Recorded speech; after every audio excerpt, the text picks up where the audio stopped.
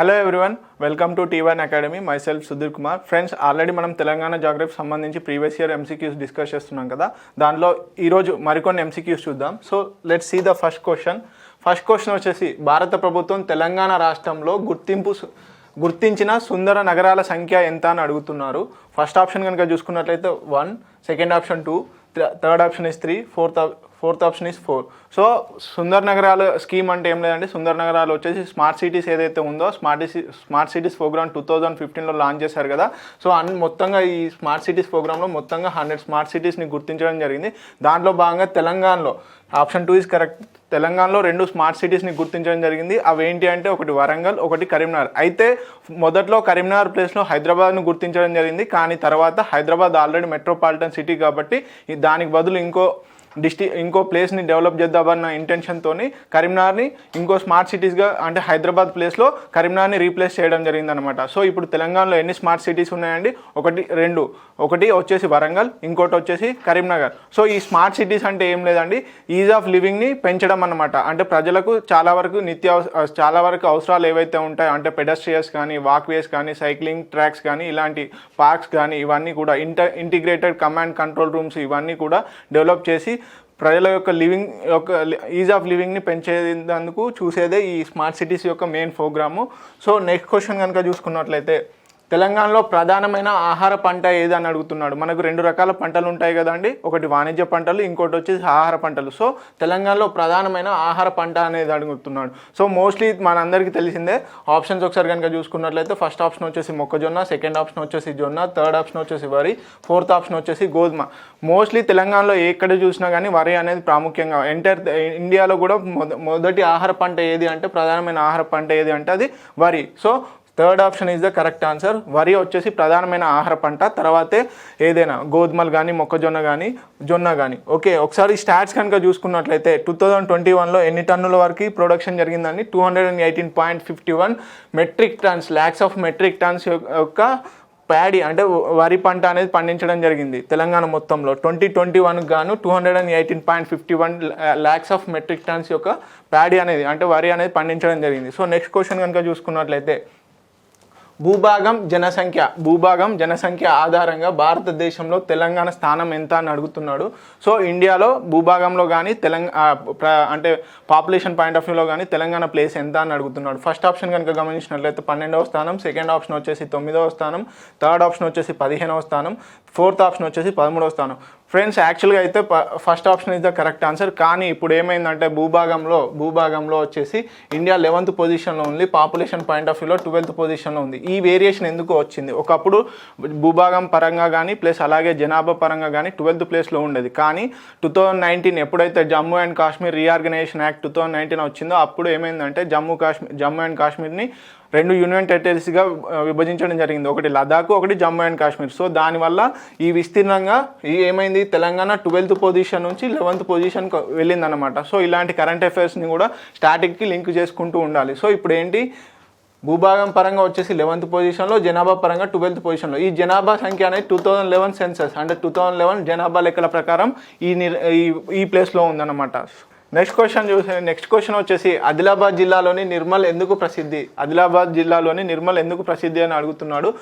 Option కనుక చూసుకున్నట్లయితే first option వచ్చేసి లోహపు రేకులపై కళాకృతులు, సెకండ్ ఆప్షన్ వచ్చేసి నకాశీ కళాకృతులు ప్రదర్శన, థర్డ్ ఆప్షన్ వచ్చేసి చీరలు, ఫోర్త్ ఆప్షన్ వచ్చేసి హస్తకళలు, చిత్రలేఖనం. ఫ్రెండ్స్, ఒకసారి క్వశ్చన్ని కనుక గమనించినట్లయితే ఆదిలాబాద్ జిల్లాలో నిర్మల్ అంటున్నాడు. సో నిర్మల్ అనేది ఇప్పుడు ప్రజెంట్గా సపరేట్ డిస్టిక్ అయింది. సో ఆదిలాబాద్ నుంచి నిర్మల్ని విభజించడం జరిగింది. సో ఆదిలాబాద్ డిస్టిక్ని మనం 4 డిస్టిక్స్గా విభజించామని ఆల్రెడీ ప్రీవియస్ క్లాస్లో చెప్పుకోవడం జరిగింది కదా.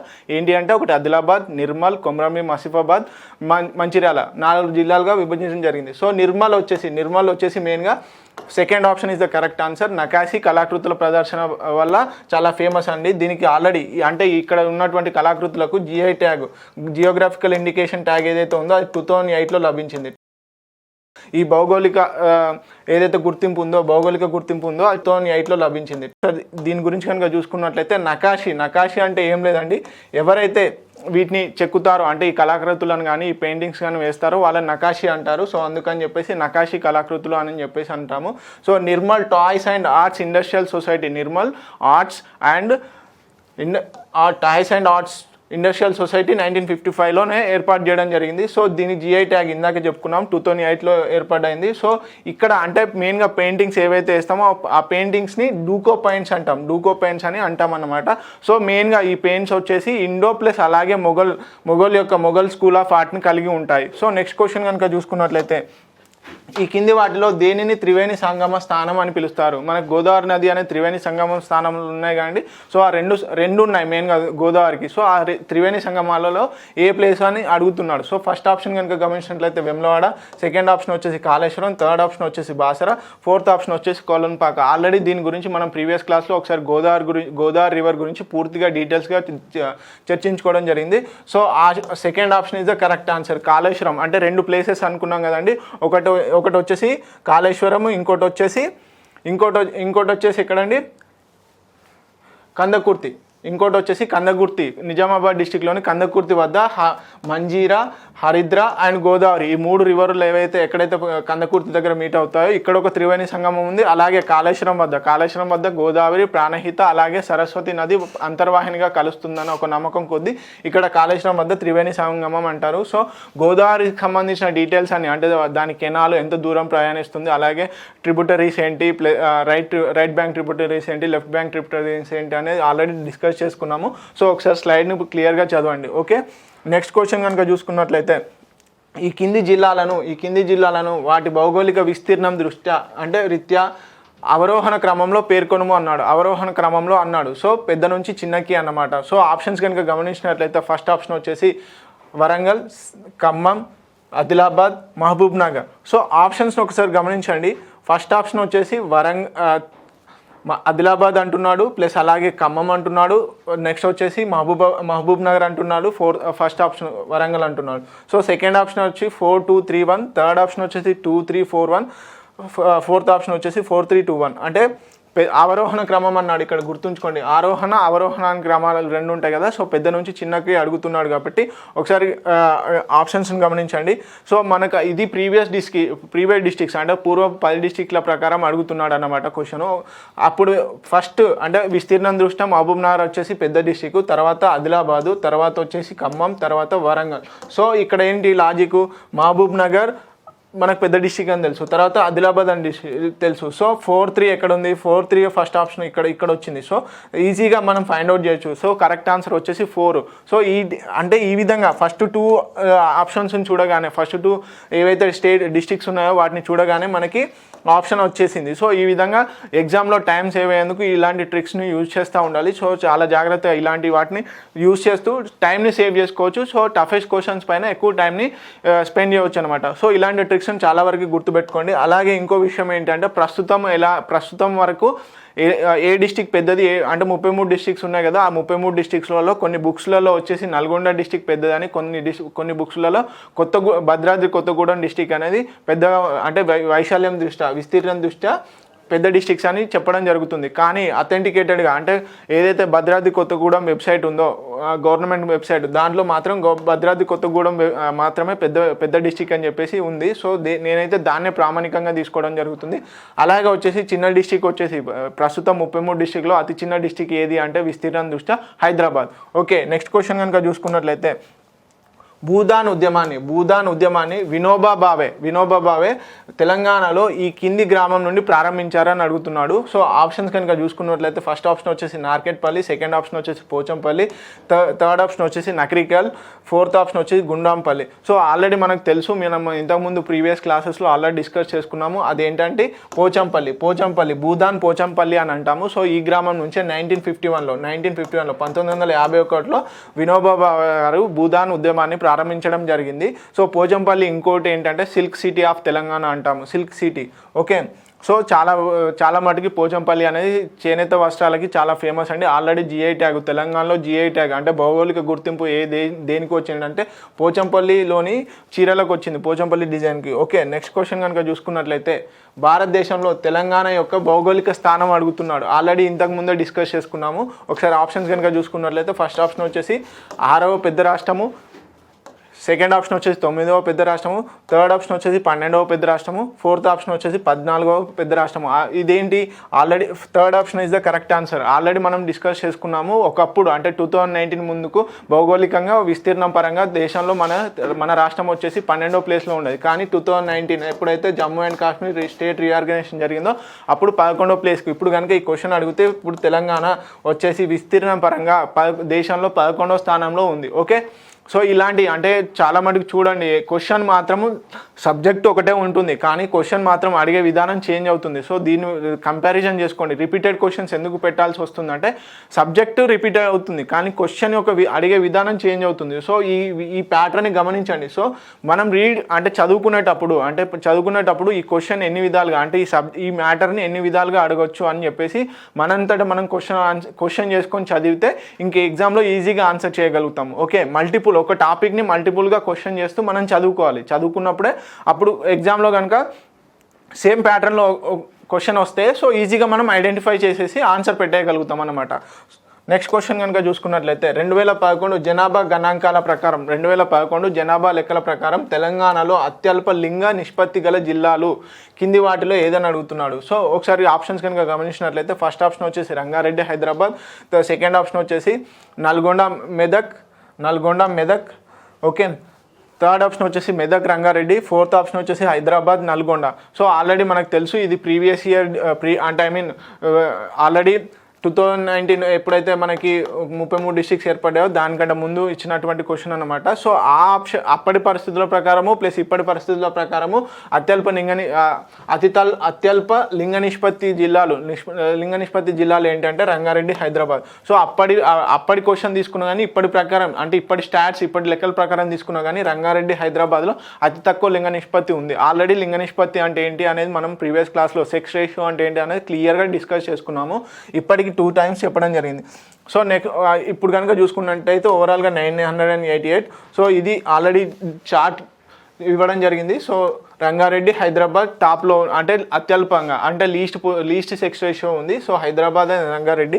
సో నిర్మల్ వచ్చేసి టాప్లో ఉంది, అలాగే నిజామాబాద్. ఈ క్వశ్చన్ అంటే ఈ స్టార్ట్స్ కానీ ఈ క్వశ్చన్స్ కానీ ఆల్రెడీ డిస్కస్ చేయడం జరిగింది. కాకపోతే ఏంటంటే క్వశ్చన్ యొక్క అడిగే ప్యాటర్న్ చేంజ్ అవుతుంది. సో చూడండి, ఇది గమనించండి. ఇందాకే చెప్పాను, మల్టిపుల్ టైమ్స్ మనం క్వశ్చన్ వేసుకొని చదివితే డిఫరెంట్ వేస్లో క్వశ్చన్ వచ్చినా కానీ మనం ట్యాకిల్ చేయగలుగుతాం. తెలంగాణలో రాష్ట్ర రోడ్డు రవాణా సంస్థ పరిధిలో ఉన్న జోన్లు సంఖ్య. తెలంగాణ రాష్ట్ర రోడ్డు రవాణా సంస్థ పరిధిలో ఉన్న జోన్ల సంఖ్య అని అడుగుతున్నాడు. సో ఏం లేదండి, TSRTC Telangana state road transport corporation ఏదైతే ఉందో దాని గురించి అడుగుతున్నాడు. దాని కింద ఎన్ని జోన్లు ఉన్నాయని అడుగుతున్నాడు. ఫస్ట్ ఆప్షన్ కనుక చూసుకున్నట్లయితే 5, సెకండ్ ఆప్షన్ కనుక 4 జోన్లు, థర్డ్ ఆప్షన్ వచ్చేసి 3 జోన్లు, ఫోర్త్ ఆప్షన్ వచ్చేసి 3 జోన్లు. సారీ అండి, ఇది 6 జోన్స్. సో కరెక్ట్ ఆప్షన్ వచ్చేసి 3 ఆన్సర్. మొత్తంగా 3 జోన్స్ ఉన్నాయి. ఒకటి హైదరాబాద్ ఏదైతే ఉందో అది. సో ఒకసారి ఆ డీటెయిల్స్ కనుక చూసుకున్నట్లయితే so Hyderabad rural, greater Hyderabad, Karimnagar ఈ 3 జోన్స్ ఉన్నాయి. మొత్తం తెలంగాణలో వచ్చేసి TSRTCకి సంబంధించి ఎన్ని zones? Hyderabad rural, greater Hyderabad, Karimnagar ఈ 3 జోన్స్ ఉన్నాయి. సో అలాగే Nizam state railway and road transport డిపార్ట్మెంట్ని ఎప్పుడు స్థాపించడం జరిగింది? 1932. సో దీంట్లో భాగంగానే ఈ ప్రస్తుతం ఉన్నటువంటి TSRTC ఫామ్ అయింది. సో అలాగే 7th నిజాం. మనం ఒకటి గమనించాలి, మనం చాలా మట్టుకి బస్సు వెనకాల నెంబర్ ప్లేట్లో జెడ్ అనే అక్షరం ఉంటుంది. అంటే నెంబర్ సిరీస్లో జెడ్ అనే సిరీస్ ఉంటుంది. అది ఎందుకు అంటే 7th నిజాం మీర్ ఉస్మాన్ అలీ ఖాన్ గారి యొక్క మదర్ అంటే అమ్మగారు అయినటువంటి జహ్రా బేగం పేరు మీదుగా వారి యొక్క మొదటి లెటర్ ఏదైతే ఉందో దాని పేరు మీదుగా సో ఆ సిరీస్కి జెడ్ అక్షరం ఇవ్వడం జరుగుతుంది అనమాట. సో APSRTC మెయిన్గా ఎప్పుడు ఫామ్ అయింది? 1958 January 11th. అంటే 1956 నవంబర్ 1st మనకు ఆంధ్రప్రదేశ్ స్టేట్ ఫామ్ అయింది కదా. దాంట్లో భాగంగా APSRTCని 1958లో ఫామ్ చేయడం జరిగింది. అంటే ఈ Nizam state railway and road transport డిపార్ట్మెంట్ని APSRTCగా పేరు మార్చడం జరిగింది. అలాగే TSRTCగా ఎప్పుడు అంటే 2014 June 2nd మనకు కొత్తగా తెలంగాణ స్టేట్ ఫామ్ అయింది కదా. దాని తర్వాత ఎప్పుడు 2015 May 24th TSRTC ఫామ్ చేయడం జరిగింది. సో ఈ డేట్స్ అని కానీ ప్లస్ ఆ జహ్రా బేగం గారి యొక్క పేరు మీదుగా జెడ్ అని ఇవ్వడం కానీ so Nizam state railway and road transport ఎప్పుడు ఫామ్ అయింది అనేది 1932లో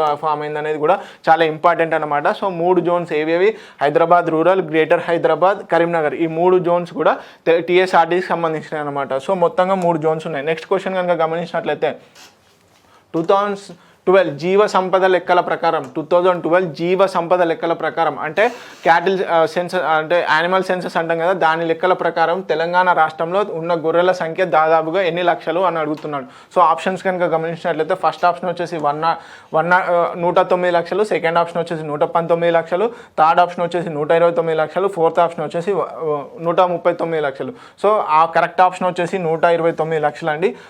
ఎప్పుడు 2012లో మొత్తంగా 129 లక్షల వరకు ఏమున్నాయి, గొర్రెల సంఖ్య ఉందన్నమాట. ఓకే, అది ఎప్పుడు 2012లో. కానీ ఇప్పుడు కనుక చూసుకున్నట్లయితే ఎన్ని ఉన్నాయి, 19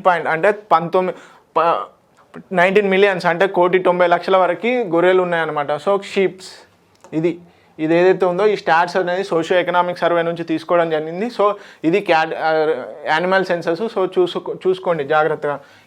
ఏ డిస్టిక్ వైజ్గా ఏ డిస్టిక్లో ఏ క్యాటిల్ కానీ ప్లస్ బఫెలోస్ కానీ, షీప్స్ కానీ, గోడ్స్ కానీ వాటి యొక్క స్టాట్స్ మొత్తం ఓవరాల్గా వచ్చేసి ఇక్కడ ఇవ్వడం జరిగింది. సో 19 మిలియన్స్ అంటే 190 కోట్ల అంటే 1,90,00,000 వరకు ఏది గొర్రెలు అనేటివి ఉన్నాయి. సో ఇలాంటి స్టాట్స్ కూడా చాలా మట్టుకు అడుగుతాడు, ఎందుకంటే చాలా మట్టుకి తెలంగాణ ప్రభుత్వం అనేది రీసెంట్గా గొర్రెల పంపిణీ స్కీమ్ ఏదైతే ఉందో దాని పేరు మీదుగా తీసుకురావడం జరిగింది కదా. సో దాన్ని బేస్ చేసుకొని ఈ క్వశ్చన్ అడగడం జరుగుతుంది. సో చూసుకోండి ఒకసారి జాగ్రత్తగా, స్టాట్స్ అనేవి ఇంపార్టెంట్.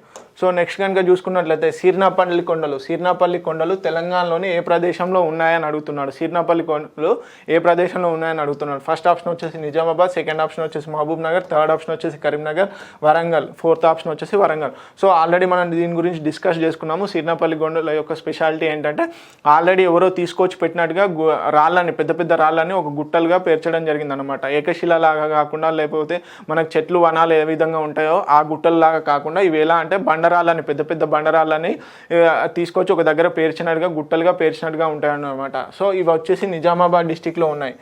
ప్రస్తుత ఒకప్పటి నిజామాబాద్ డిస్టిక్లో ఈ సీర్నాపల్లి కొండలు ఉన్నాయి. సో చాలా స్పెషాలిటీ. అలాగే కరీంనగర్, మహబూబ్ నగర్లో వచ్చేసి అనంతగిరి హిల్స్, అలాగే వరంగల్లో వచ్చేసి రాకీ హిల్స్, కరీంనగర్లో కూడా రాకీ హిల్స్ ఉన్నాయని చాలా జాగ్రత్త. ఇవి ఇప్పుడు 2007 అంటే 2019 తర్వాత మనకు 33 డిస్ట్రిక్ట్స్ ఉన్నాయి కదా. సో వీటి విస్తీర్ణం అనేది మల్టిపుల్గా, అంటే ఈ రాకీ హిల్స్ అనేవి కూడా మల్టిపుల్ డిస్ట్రిక్ట్స్లలో స్ప్రెడ్ అయి ఉన్నాయి. సో ఇది చూడండి, ఈ కొండలు కానీ ఇలాంటి లొకేషన్స్ కానీ చాలా మటుకు అడిగే ఛాన్సెస్ ఉంటాయి. సో జాగ్రత్తగా కేర్ఫుల్గా చదవండి. అంటే ఈ స్ప్రెడ్ అయిన విధానం ఏమైందంటే ఒకప్పుడు ఉమ్మడిగా ఉన్నప్పుడు ఒకే డిస్ట్రిక్ట్లో ఉన్నాయి, కానీ తర్వాత చేంజ్ అయిపోయాయి. ఇప్పుడు నిజామాబాద్, కామారెడ్డి కూడా వచ్చింది కదా. సో ఇక్కడ కూడా ఉండే ఛాన్సెస్ ఉంటాయి. ఏవి, ఈ సీర్నాపల్లి కొండలు. సో ఇలాంటివి మాత్రం ఫైండ్ అవుట్ చేయండి. సో నెక్స్ట్ క్వశ్చన్ కనుక చూసుకున్నట్లయితే జన్నారం అభయారణ్యం ఏ జిల్లాలో ఉంది అని అడుగుతున్నాడు. ఇది ఫస్ట్ ఆప్షన్ వచ్చేసి మెదక్, సెకండ్ ఆప్షన్ వచ్చేసి ఆదిలాబాద్, థర్డ్ ఆప్షన్ వచ్చేసి వరంగల్, ఫోర్త్ ఆప్షన్ వచ్చేసి ఖమ్మం. ఆల్రెడీ మనం జన్నారం గురించి ఆల్రెడీ చాలా మటుకు డిస్కస్ చేసాము. జన్నారం అనేది ఏం లేదండి, ఏది కవ్వాల్ వైల్డ్ లైఫ్ శాంచురీ ఏది ఉందో, కవ్వాల్ టైగర్ రిజర్వ్ ఉంది కదా. టైగర్ రిజర్వ్ ఎన్నోదండి, 40th టైగర్ రిజర్వ్గా 2012లో ప్రకటించడం జరిగింది కదా. ఈ కవ్వాల్ వన్యప్రాణి సంరక్షణ కేంద్రంలో ఈ జన్నారం అనేది లొకేట్ అయి ఉంది. ఇది ఒకప్పుడు ఆదిలాబాద్ డిస్టిక్లో ఉండేది, కానీ ఇప్పుడు పూర్వపు ఆదిలాబాద్ ప్రస్తుతం 4 డిస్టిక్స్గా విభజించడం జరిగింది కదా. ఆ 4 డిస్టిక్స్లలో ఇది స్ప్రెడ్ అయి ఉంది. ఓకే, నెక్స్ట్ క్వశ్చన్ కనుక చూసుకున్నట్లయితే సింగరేణి ప్రాంతంలో బొగ్గు నిల్వలు ఉన్నట్లు మొట్టమొదట కింది వారిలో ఎవరు గుర్తించారు. సింగరేణి ప్రాంతంలో బొగ్గు నిల్వలు ఉన్నట్లు మొట్టమొదట క్రింది వారిలో ఎవరు గుర్తించారని అడుగుతున్నాడు. ఆప్షన్స్ వచ్చేసి డాక్టర్ డేవిడ్, సెకండ్ ఆప్షన్ వచ్చేసి డాక్టర్ మిల్లర్, థర్డ్ ఆప్షన్ వచ్చేసి డాక్టర్ జాన్సన్, ఫోర్త్ ఆప్షన్ వచ్చేసి doctor king. So correct answer వచ్చేసి డాక్టర్ కింగ్ అండి. డాక్టర్ కింగ్ గారు ఎప్పుడు 1871లోనే ఈ బొగ్గును మనము ఎల్లందు దగ్గర ఏదైతే ఉందో ఆ ప్రాంతంలో మనం కనుక్కోవడం జరిగింది. 1871లో డాక్టర్ కింగ్ గారు కనుక్కోవడం జరిగింది. సో దీన్ని హైదరాబాద్ డక్కన్ కంపెనీ లిమిటెడ్ 1886లో ఈ బొగ్గును ఎక్స్ట్రాక్ట్ చేయడానికి, అంటే ఈ బొగ్గు నిల్వలను ఉత్పత్తి చేయడానికి అని చెప్పేసి తవ్వకాలు అనేది 1886లో నిర్వహించడం కోసం ఈ కంపెనీని ఫామ్ చేశారు. తర్వాత 1920 డిసెంబర్ 23న ప్రస్తుతం ఉన్నటువంటి Singareni collieries company limited form చేయడం జరిగింది. సో ఇవి మెయిన్గా మంచిర్యాల, పెద్దపల్లి, భద్రాద్రి కొత్తగూడెంలో 75% ఆఫ్ ది బొగ్గు అనేది మనకు బొగ్గు నిల్వలు అనేవి ఉన్నాయి. సో అలాగే వచ్చేసి భద్రాద్రి కొత్తగూడెం వచ్చేసి చాలా వరకు ప్రొడక్షన్ ఏ డిస్ట్రిక్ట్స్లో ఎక్కువ ప్రొడక్షన్ జరుగుతుందంటే భద్రాద్రి కొత్తగూడెం చాలా వరకు ఎక్కువగా ఉత్పత్తిని చేస్తుంది. సో ఆల్రెడీ ఈ మ్యాటర్ అనేది చాలా వరకు డిస్కస్ చేయడం జరిగింది డీటెయిల్డ్గా.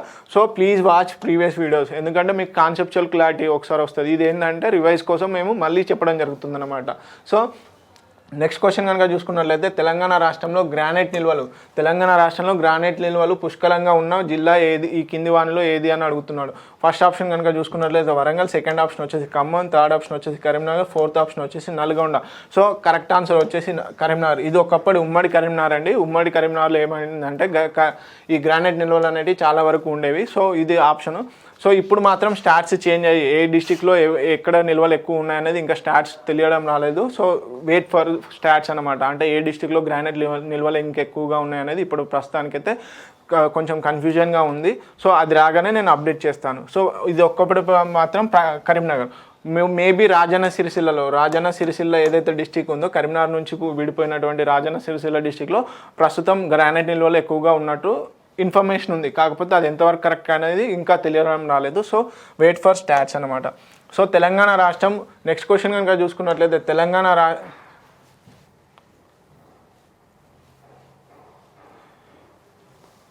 రాష్ట్రం ఏ రాష్ట్రాలతో సరిహద్దు కలిగి ఉన్నది అని అడుగుతున్నాడు. తెలంగాణ రాష్ట్రం ఏ రాష్ట్రాలతో సరిహద్దు కలిగి ఉందని అడుగుతున్నాడు. సో ఆప్షన్స్ కనుక చూసుకున్నట్లయితే ఫస్ట్ ఆప్షన్ వచ్చేసి కర్ణాటక, తమిళనాడు, మహారాష్ట్ర, ఆంధ్రప్రదేశ్ మరియు ఒడిశా అంటున్నాడు. సెకండ్ ఆప్షన్ వచ్చేసి మహారాష్ట్ర, ఆంధ్రప్రదేశ్, ఒడిశా, ఛత్తీస్గఢ్ మరియు మధ్యప్రదేశ్. థర్డ్ ఆప్షన్ వచ్చేసి ఆంధ్రప్రదేశ్, ఛత్తీస్గఢ్, కర్ణాటక, మహారాష్ట్ర మరియు మధ్యప్రదేశ్. ఓకే, ఫోర్త్ ఆప్షన్ వచ్చేసి ఛత్తీస్గఢ్, కర్ణాటక, మహారాష్ట్ర మరియు ఆంధ్రప్రదేశ్. ఫ్రెండ్స్ ఆల్రెడీ మనం ఫస్ట్ క్లాస్లోనే డిస్కస్ చేసుకున్నట్టు బహుశా గుర్తుంది.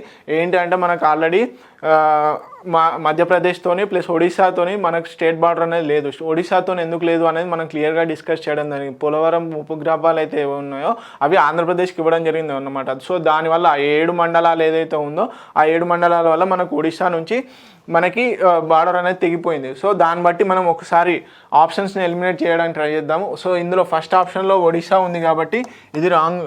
సో ఒడిశాతో సంబంధం లేదు కాబట్టి ఈ ఆప్షన్ కరెక్ట్ కాదు. సో అలాగే మనకు మధ్యప్రదేశ్, ఇక్కడ కూడా ఒడిశా ఉంది. సో ఇది లేదు. సో నెక్స్ట్ కనుక చూసుకున్నట్లయితే ఆంధ్రప్రదేశ్, ఛత్తీస్గఢ్, కర్ణాటక, మహారాష్ట్ర మరియు మధ్యప్రదేశ్ అంటున్నారు. సో మనకు ఆల్రెడీ మధ్యప్రదేశ్తో లేదు అని చెప్పేసి తెలిసిపోయింది. So fourth option is the correct answer. A states 4 స్టేట్స్తోని మనకి బార్డర్ ఉంది. ఆ 4 స్టేట్స్ ఏంటి? ఛత్తీస్గఢ్, ఛత్తీస్గఢ్, మహారాష్ట్ర, కర్ణాటక, ఆంధ్రప్రదేశ్. ఒకసారి కనుక చూసుకున్నట్లయితే నార్త్ సౌత్ ఆల్రెడీ మనం డిస్కస్ చేసుకున్నాం. నార్త్ సైడ్ ఏ స్టేట్ వస్తుంది, ఈస్ట్ సైడ్ ఏ స్టేట్ వస్తుంది, వెస్ట్ సైడ్ ఏ స్టేట్ బార్డర్ షేర్ చేసుకుంటుంది, సౌత్ సైడ్ ఏ స్టేట్ బార్డర్ షేర్ చేసుకుంటుంది అనేది మనం క్లియర్గా డిస్కస్ చేసుకోవడం జరిగింది. సో నెక్స్ట్ క్వశ్చన్ కనుక చూసుకున్నట్లయితే హుస్సేన్ సాగర్ చెరువును ఏ నదిపైన నిర్మించారు. నెక్స్ట్ క్వశ్చన్ కనుక ఏంటి? హుస్సేన్ సాగర్ చెరువును ఏ నదిపైన నిర్మించారు అని అడుగుతున్నారు. ఫస్ట్ ఆప్షన్ చూస్తే Godavari, second option Manjira, third option వచ్చేసి మూసీ, ఫోర్త్ ఆప్షన్ వచ్చేసి కృష్ణ. మెయిన్గా హైదరాబాద్లో ఈ హుస్సేన్ సాగర్ అనేది లొకేట్ అయి ఉంది కదండి. సో అందరికీ తెలుసు. ఆటోమేటిక్గా మూసీ నది పైన. Third option is the correct answer, Musi నది పైన. యాక్చువల్గా మెయిన్గా ఏంటంటే హుస్సేన్ సాగర్ అనేది మూసీ నది పైన నిర్మించలేదండి. మూసీ నది యొక్క పరివాహక ప్రాంతంలో ఈ హుస్సేన్ సాగర్ నిర్మించడం జరిగింది. సో ఆల్రెడీ మనం పరివాహక ప్రాంతం అంటే ఏంటిది అనేది ప్రీవియస్ క్లాస్లలో డిస్కస్ చేసుకున్నాం. సో మూసీ నది యొక్క పరివాహక ప్రాంతంలో నిర్మించడం జరిగింది కాబట్టి సో మూసీ నది అనేది కరెక్ట్ ఆప్షన్ అవుతుంది. సో నెక్స్ట్ క్వశ్చన్ కనుక చూసుకున్నట్లయితే కింది వాటిలో దేనిని తెలంగాణ రాష్ట్ర చేపగా ప్రకటించడం జరిగింది. ఓకే, ఆప్షన్స్ కనుక చూసుకున్నట్లయితే ఫస్ట్ ఆప్షన్ వచ్చేసి బొచ్చ, సెకండ్ ఆప్షన్ వచ్చేసి జెల్లలు, థర్డ్ ఆప్షన్ వచ్చేసి ముర్రెల్, ఫోర్త్ ఆప్షన్ వచ్చేసి రవ్వ చేప అంటాం కదా. సో రవ్వ చేప. సో థర్డ్ ఆప్షన్ ముర్రెల్ అంటే ఏం లేదండి, మన కొర్ర మీనునే ముర్రెల్ అని పిలుస్తాము. So murrel is the correct answer. Okay, next question కనుక చూసుకున్నట్లయితే మెయిన్గా ఏంటి, తెలంగాణ యొక్క పుష్పం ఏంటి, తెలంగాణ యొక్క రాష్ట్ర పక్షి ఏది, తెలంగాణ యొక్క రాష్ట్ర జంతువు ఏది, ప్లస్ అలాగే ఇలాంటి తెలంగాణ రాష్ట్ర చేప ఏదైనా అడిగే ఛాన్సెస్ ఉంటాయి. కాబట్టి బేసిక్ క్వశ్చన్స్ అంటే మెయిన్గా ఇంజనీరింగ్ ఎగ్జామ్స్ ఏవైతే టెక్నికల్ ఎగ్జామ్స్ ఉంటాయో వాళ్ళు ఈ బేసిక్ క్వశ్చన్స్ అనేవి రిపీటెడ్గా వస్తూ ఉంటాయి. సో వీటిపైన కాన్సన్ట్రేట్ చేయండి. ఓకే, నెగ్లెక్ట్ అనేది చాలా మటుకు చేస్తూ ఉంటారు. సో అస్సలు నెగ్లెక్ట్ చేయకండి. ఒకవేళ మ్యాచ్ ద ఫాలోయింగ్స్ కానీ ఇలాంటి అడిగే ఛాన్సెస్ ఉంటాయి స్టాట్స్ గురించి. ఓకే, ఖమ్మం జిల్లాలో నెక్స్ట్ క్వశ్చన్ ఏంటంటే ఖమ్మం జిల్లాలో లభించు ఖనిజాలలో ఏది ప్రధాన ఖనిజం కాదు అని అడుగుతున్నాడు. సో చాలా మటుకు ఏది ప్రధాన ఖనిజం అని అడిగే ఛాన్సెస్ ఉంటాయి, కానీ ఇక్కడ ఏమంటుండు కాదు అంటే కానిది ఏది అవుతుందో అదే రైట్ ఆన్సర్ అవుతుంది. So wrong one is the right one అవుతుంది అనమాట. సో ఒకసారి ఫస్ట్ ఆప్షన్ కనుక చూసుకున్నట్లయితే barytes, second option is manganese, third option వచ్చేసి డైమండ్, ఫోర్త్ ఆప్షన్ వచ్చేసి బొగ్గు. ఆల్రెడీ మనకు తెలుసు బైరైటైస్ నిల్వలు, మాంగనీస్ నిల్వలు ప్లస్ బొగ్గు నిల్వలు అనేవి మన తెలంగాణలో ఎక్కువగా ఖమ్మం, కొత్తగూడెం డిస్ట్రిక్ట్స్లలో ఉన్నాయి కదా. సో ఈ డైమండ్ ఏదైతే ఉందో డైమండ్ అనేది మన తెలంగాణలో ఖమ్మం డిస్ట్రిక్ట్స్లో లొకేట్ అయ్యి అంటే నిల్వలు లేవన్నమాట. సో థర్డ్ ఆప్షన్ లేవు కాబట్టి థర్డ్ ఆప్షన్ కరెక్ట్ అవుతుంది. సో నెక్స్ట్ క్వశ్చన్ కనుక చూసుకున్నట్లయితే 2011 జనాభా లెక్కల ప్రకారం తెలంగాణలో అక్షరాస్యత రేటు అత్యల్పంగా ఉన్న జిల్లా ఏది అని అడుగుతున్నాడు. సో ఆల్రెడీ మనం అక్షరాస్యత రేటు అంటే ఏంటి అనేది డిస్కస్ చేసుకున్నాము. సో ఆప్షన్స్ కనుక గమనించినట్లయితే ఫస్ట్ ఆప్షన్ వచ్చేసి మెదక్, సెకండ్ ఆప్షన్ వచ్చేసి నిజామాబాద్, థర్డ్ ఆప్షన్ వచ్చేసి మహబూబ్ నగర్, ఫోర్త్ ఆప్షన్ వచ్చేసి Adilabad. So correct answer is the మహబూబ్ నగర్లో ఒకప్పుడు తక్కువ అక్షరాస్యత రేట్ అనేది ఉండేది 2011 జనాభా లెక్కల ప్రకారం. సార్ మీరు చాలా మటుకు రిపీటెడ్ క్వశ్చన్సే పెడుతున్నారు, కొత్తగా ఏం పెట్టట్లేదు కదా అనుకుంటారు. సో ఇవన్నీ ప్రీవియస్ క్వశ్చన్సే అండి. అంటే మీరు ఏంటి అంటే ఒకసారి గమనించండి, మెయిన్గా చాలా మటుకు ప్రీవియస్ క్వశ్చన్స్లో రిపీటెడ్ క్వశ్చన్సే ఉంటున్నాయి, కాకపోతే ఆ రిపీటెడ్ క్వశ్చన్స్ యొక్క అడిగే ప్యాటర్న్ చేంజ్ అవుతుంది, కానీ సబ్జెక్ట్ అంటే ఏ టాపిక్ ఇప్పుడు జనాభా లెక్కలు ఉన్నది, ప్లస్ అలాగే కొండలు, నైసర్గిక స్వరూపాలు, ప్లస్ అలాగే నదులు. సో రిపీటెడ్ నదుల గురించి, రిపీటెడ్ జనాభా అంటే ఇక్కడ చూడండి జనాభా లెక్కల్లో ఎక్కువ అడిగేది ఏంటి అక్షరాస్యత రేటు కానీ లింగ నిష్పత్తి కానీ, ఈ రెండు టాపిక్స్ మీద అడుగుతుండు. సో కింది నుంచి పైకి అడిగినా, పై నుంచి కిందికి అడిగినా కానీ, అంటే ఏది టాప్లో ఉంది ఏది లిస్ట్లో ఉంది అనేది అడిగినా కానీ ఆన్సర్ చేసేలాగా ఉండాలన్నమాట. సో మహబూబ్ నగర్ ఇది ఒకప్పుడు మహబూబ్ నగర్ ఉండేది అతి తక్కువ అక్షరాస్యత రేటు. సో ఒకసారి కనుక చూసుకుంటే స్టాట్స్ మొత్తం 66.54 ఆఫ్ ది లిటరసీ రేట్ అనేది తెలంగాణలో ఉంది. ఒకసారి జోగులాంబ గద్వాల్ వచ్చేసి లీస్ట్ అంటే తక్కువ అక్షరాస్యత రేట్తో ఉందన్నమాట ఓవరాల్గా. సో నారాయణపేట్ ప్లస్ అలాగే వచ్చేసి నాగర్ కర్నూలు ఇవి లీస్ట్లో ఉన్నాయి. ఇవి ఒకప్పుడు మహబూబ్నగర్ డిస్టిక్లోనే భాగం కాబట్టి సో ఆటోమేటిక్గా ఇవే టాప్లో అంటే లీస్ట్ పొజిషన్లో ఉంటాయి. అలాగే మనకు తెలుసు హైదరాబాద్ వచ్చేసి మనకి టాప్లో ఉంటుంది ఎక్కువ అక్షరాస్యత rate. Hyderabad, Medchal, Malkajgiri, Hanamkonda plus Rangareddy districts ఉన్నాయి. అలాగే కరీంనగర్ డిస్ట్రిక్ట్ టాప్ 5 డిస్ట్రిక్ట్స్ అన్నమాట ఇవి. ఫ్రెండ్స్ చూడండి ఇది ఓవరాల్గా. అలాగే మనం ఇంతకుముందు ప్రీవియస్ క్లాసెస్లో ఏమేమి తీసుకున్నాం, ఫీమేల్ లిటరసీ రేట్ ఎంత ఉంది, అలాగే మన ఇది మేల్ లిటరసీ రేట్ ఎంత ఉంది అని చెప్పేసి కూడా చూసుకున్నాం. అంటే మేల్ లిటరసీ రేట్లో ఎక్కువగా ఉంది, ఫీమేల్ లిటరసీలో తక్కువగా ఉన్న డిస్ట్రిక్ట్ కూడా కంపారిజన్ చేయడం జరిగింది. సో అవి ఒకసారి చూడండి. సో ఈ స్టాట్స్ అనేది చాలా మటుకు ఏంటి సోషియో ఎకనామిక్ సర్వే ప్లస్ అలాగే స్టాటిస్టికల్ అబ్స్ట్రాక్ట్ 2021 నుంచి తీసుకోవడం జరిగింది. చాలా అథెంటికేటెడ్ ఇన్ఫర్మేషన్. సో మీరు ఒకసారి పాస్ చేసి చాలా మటుకు నోట్ చేసుకోవడానికి ట్రై చేయండి ఫ్రెండ్స్. ఓకే, నెక్స్ట్ కనుక చూసుకున్నట్లయితే సో ఇవ్వండి ఎంసీక్యూస్. ఇలాంటి ఎంసీక్యూస్ ఇంకా చాలా వరకు డిస్కస్ చేస్తాము. అంటే రాబోయే క్లాసెస్లో ఇంకా టఫ్ లెవెల్ అనేది పెరుగుతూ ఉంటుంది. మేము ఏం చేస్తున్నామంటే మోడరేట్ నుంచి రిపీటెడ్ కంటెంట్ తీసుకుంటూ అలాగే నెక్స్ట్ లెవెల్కి హై స్టాండర్డ్కి వెళ్తూ ఉంటున్నాము. సో చాలా జాగ్రత్త. మీరు చూడండి స్టార్టింగ్లో మేము ఏం చేసాము, చాలా సింపుల్ క్వశ్చన్స్ పెట్టాము, తర్వాత 1-2 క్వశ్చన్స్ మోడరేట్ చేస్తూ వచ్చాము, తర్వాత 1-2 క్వశ్చన్స్ అలాగే 3-4 క్వశ్చన్స్ ఏం చేసాము ఇంకెక్కువగా స్టాండర్డ్స్ పెంచుతూ వస్తున్నాం అన్నమాట. సో అడిగే ప్యాటర్న్ చేంజెస్ తీసుకొస్తున్నాము. సో సబ్జెక్ట్ ఒకటే ఉంటుంది కానీ క్వశ్చన్ అనేది చాలా మటుకు చేంజ్ అవుతూ ఉంది. సో ఈ విధంగా మేము ఈ ఎంసీక్యూ సిరీస్లో డిస్కస్ చేయడం జరుగుతుంది. So please watch T1 academy. వీలైనంత వరకు మా ఛానల్ని షేర్ చేస్తూ ఉండండి. అలాగే చాలా మటు పూర్ పీపుల్కి హెల్ప్ అయ్యే విధంగా మేము కంటెంట్ను తీసుకురావడం జరుగుతుంది. Thank you so much.